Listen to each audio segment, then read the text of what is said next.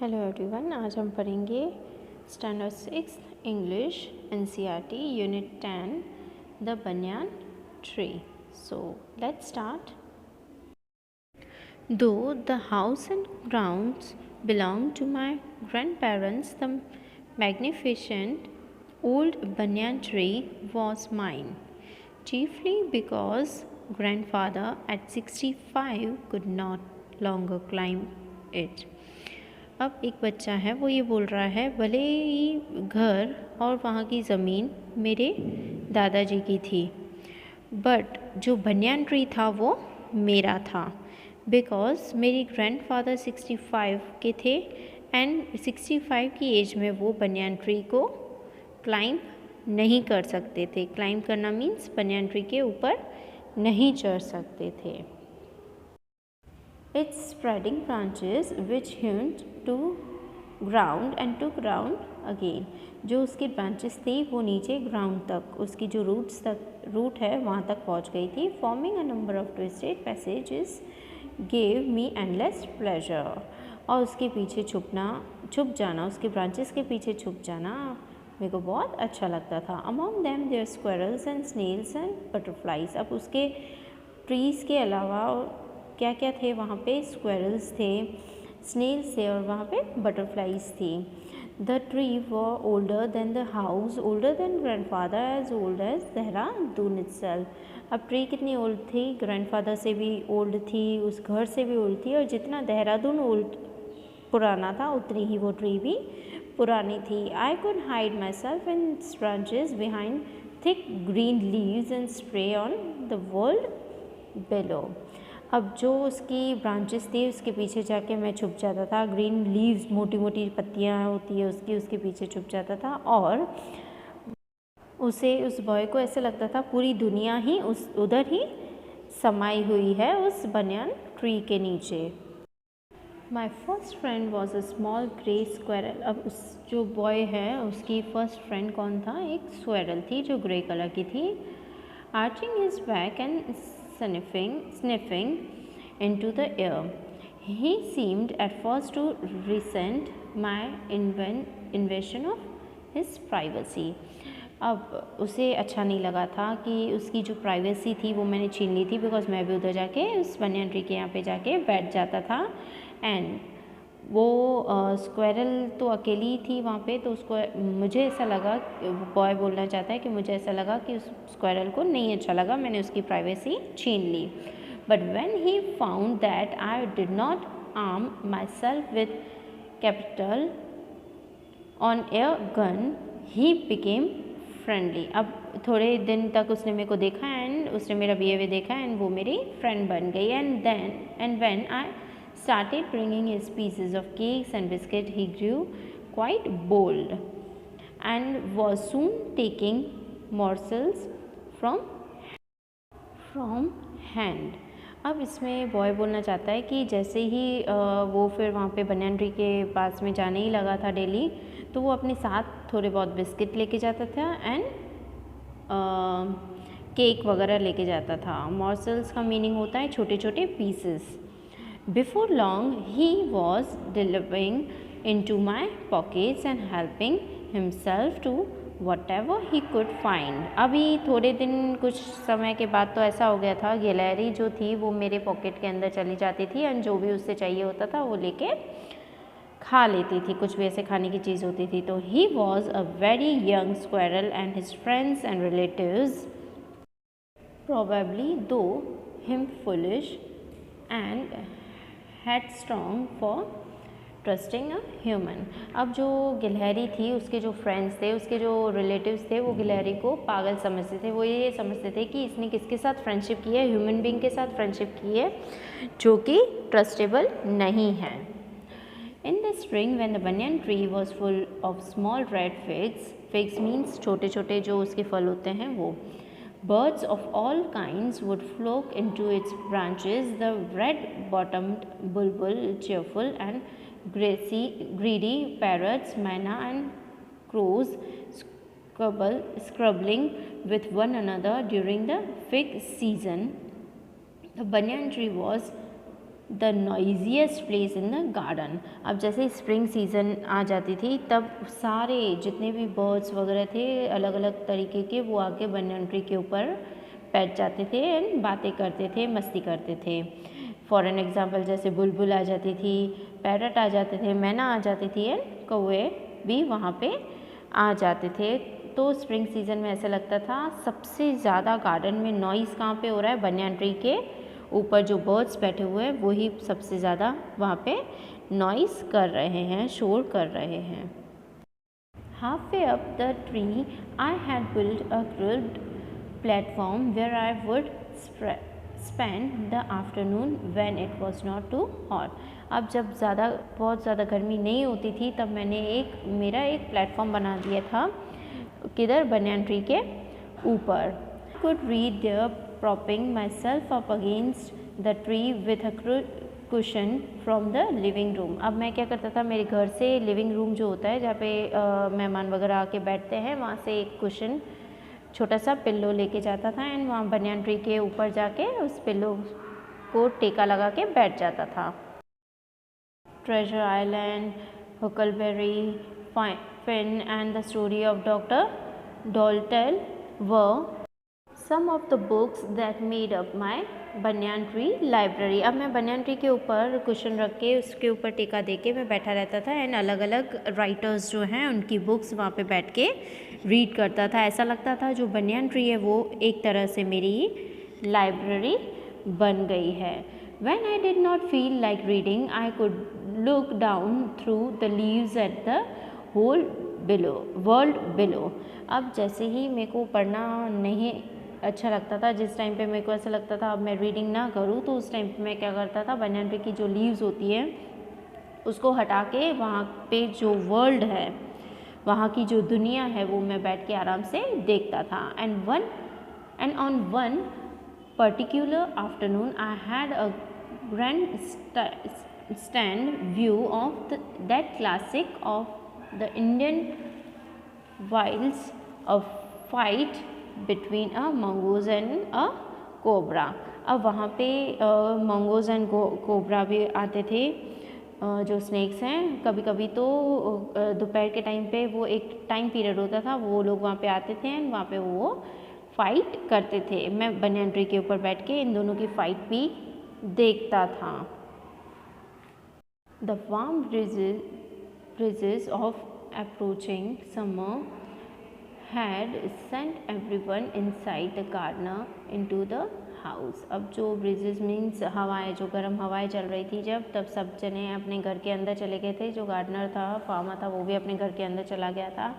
I was feeling drowsy myself, wondering if I should go to the pond and have a swim with Ramu and buffaloes, when I saw a huge black cobra gliding out of a clump of cactus. अब मेरे को ऐसा लगा था कि रामू के साथ साथ रामू, मैं और बफेलोस भी हम लोग जाके एक पॉन्ड में जाके बैठ जाएं और स्विम करें।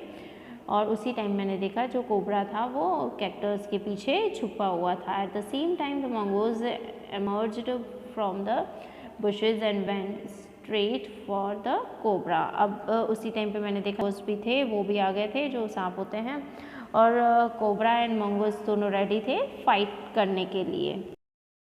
इन a clearing beneath the banyan tree in bright sunshine they came face to face. अभी बहुत तेज़ धूप थी और वो लोग बनियन ट्री के नीचे दोनों जने आमने सामने, फेस टू फेस मीन्स आमने सामने आ गए, मंगूज एंड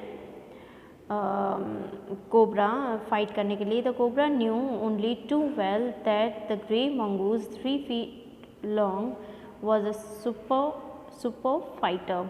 अब जो मंगूज़ है वो तो भले 3 फीट का ही है लेकिन बहुत अच्छा फाइटर है। फाइटर मीन्स जगरालू है, वो जल्दी अटैक कर सकता है। Clever and aggressive, aggressive means जल्दी से अपना काम कर लेना, गुस्से में आके नहीं, अपन जल्दी काम करते वैसे। But the cobra too was a skillful and experienced fighter. But जो कोबरा था वो भी कोई कम नहीं था, उसको भी एक्सपीरियंस था, ठीक है। He could move swiftly and strike with the speed of light, and the snakes behind his long sharp fangs were full of deadly poison. It was to be a battle of champion. अभी जो इसका जो fax का मतलब होता है दांत के पीछे इसका कोबरा का पॉइजन छुपा हुआ रहता है। अगर वो किसी को भी मंगूस को भी अगर उसने वो उसके दांत टच हो गए तो ऑन द स्पॉट वो मंगू की डेथ हो सकती है। एंड उसकी स्पीड ऐसी होती है, स्पीड ऑफ लाइट मीन्स इतनी स्पीड होती है 1 सेकंड में वो सामने वाले के ऊपर अटैक कर सकता है। हिज डिफेंस मीन्स जो स्नेक्स होते हैं जो अपना साउंड करते हैं वो हिज करके साउंड करते हैं। डिफेंस मीन्स उसके 7 लोग हो जाएं।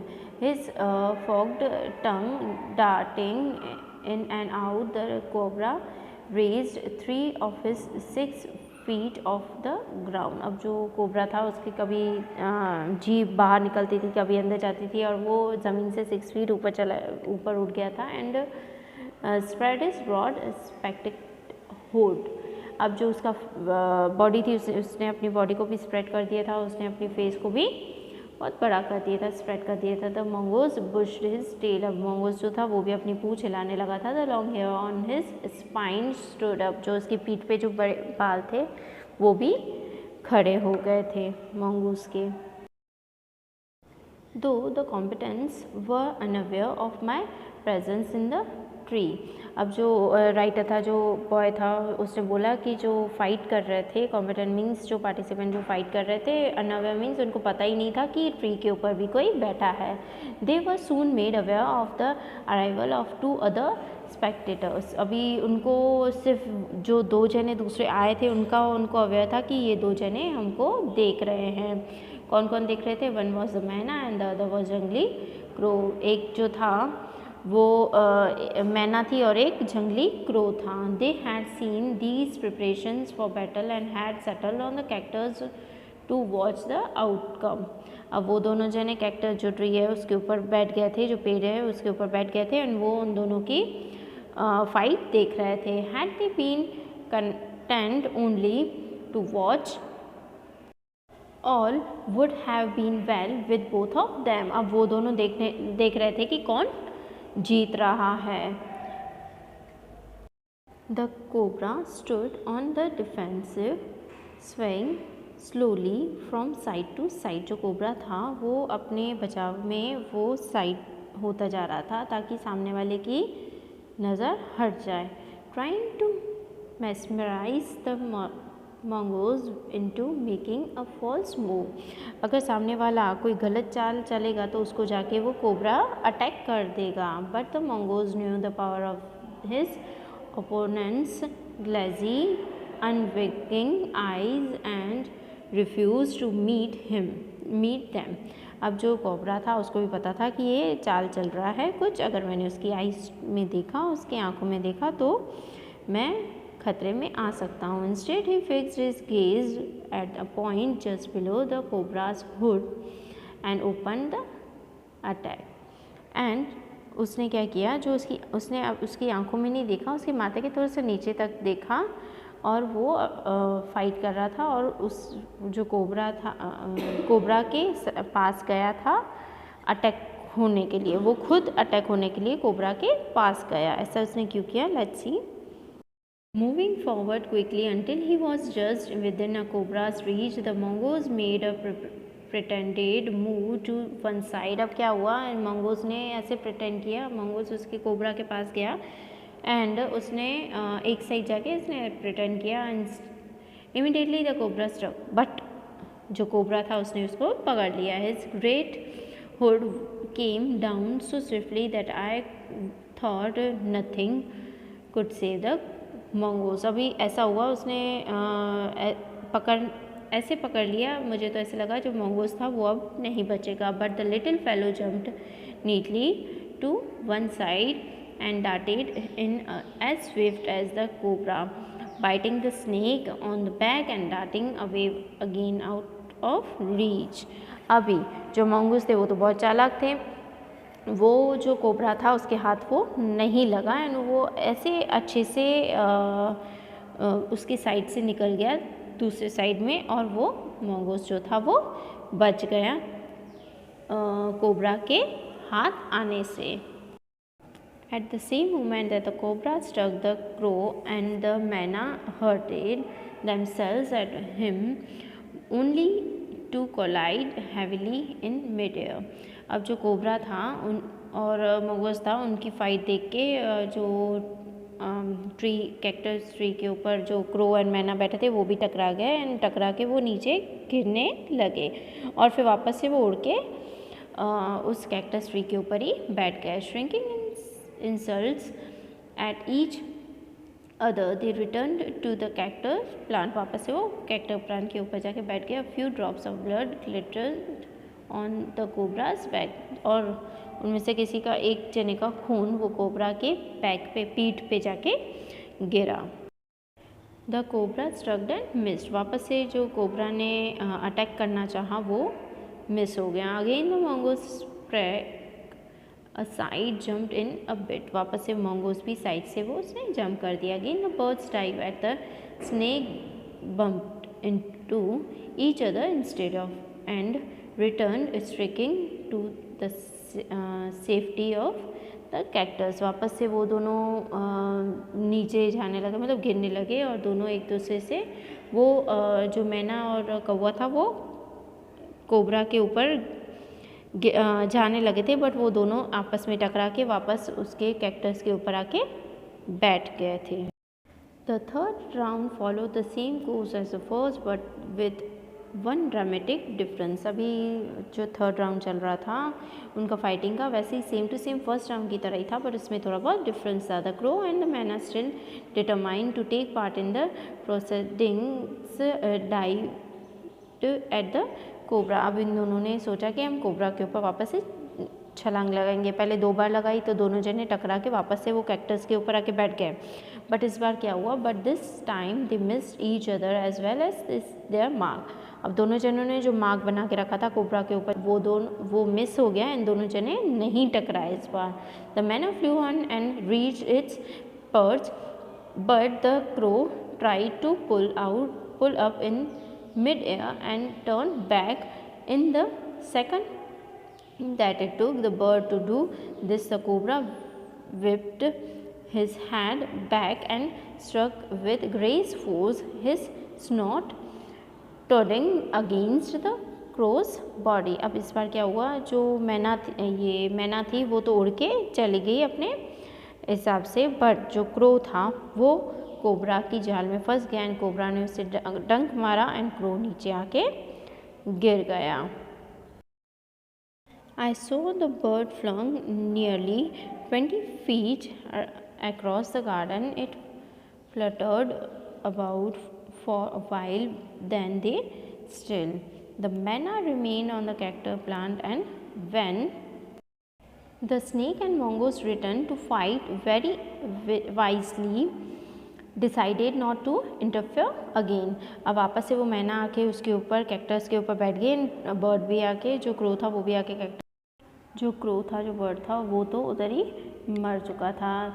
The cobra was weakening. The mongoose walking fearlessly up to it raised himself on his short legs and with a lightning snap had the big snake by the snout.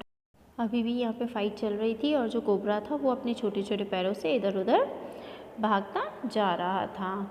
The cobra writhed and lurched about in a frightening manner and even coiled itself about the mongoose, but to no avail.